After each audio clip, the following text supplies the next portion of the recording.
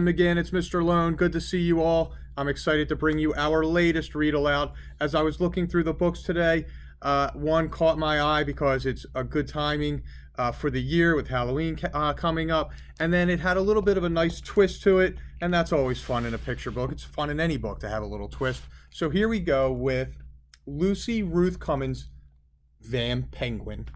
Let's see what happens. On Saturday, the Dracula family woke up extra early so they could beat the weekend crowds to the zoo. After a short wait in line, they made their way through the turnstiles. Their first stop was always the Penguin House. The room was chilly, dark, and full of visitors. There were Adelie penguins, African penguins, chinstraps, flashy southern rockhoppers, and even a handful of emperor penguins. After they'd seen everything there was to see, they were ready for something different. Back in the penguin enclosure, it was time for breakfast. There was almost enough to go around. Outdoors, the Draculas first saw the tiger, then the elephants, then the monkeys, and finally, the lion. At the bear exhibit, the Draculas argued back and forth about if it was a grizzly or a brown bear.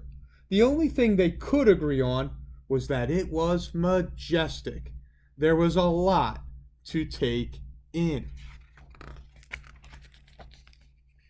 After they had their fill, the Draculas made their way to the aviary. They flew right through it.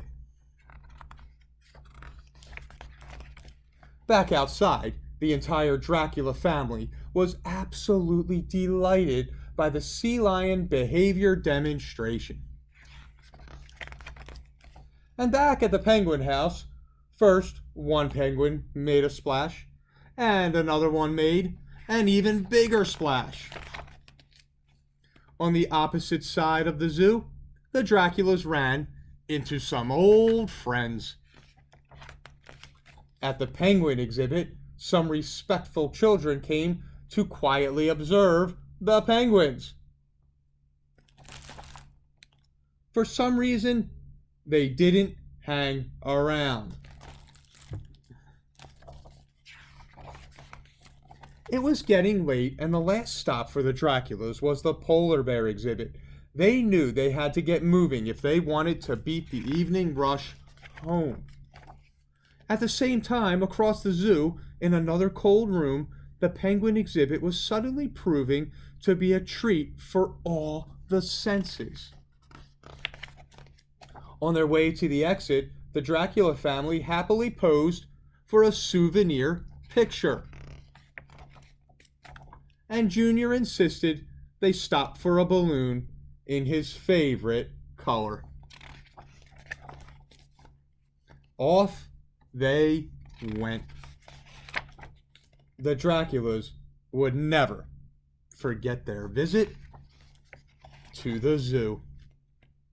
And neither would the penguins. The end. Boys and girls, I hope you enjoyed that short but cute little story where we had that little mix-up there where the little Dracula child hung out with the penguins for the day. The penguin became part of the Dracula family. Nice little twist to the story. Hope you enjoyed the pictures and the short tale that went with them. We will be back with our last read aloud of the week tomorrow. You have an awesome night.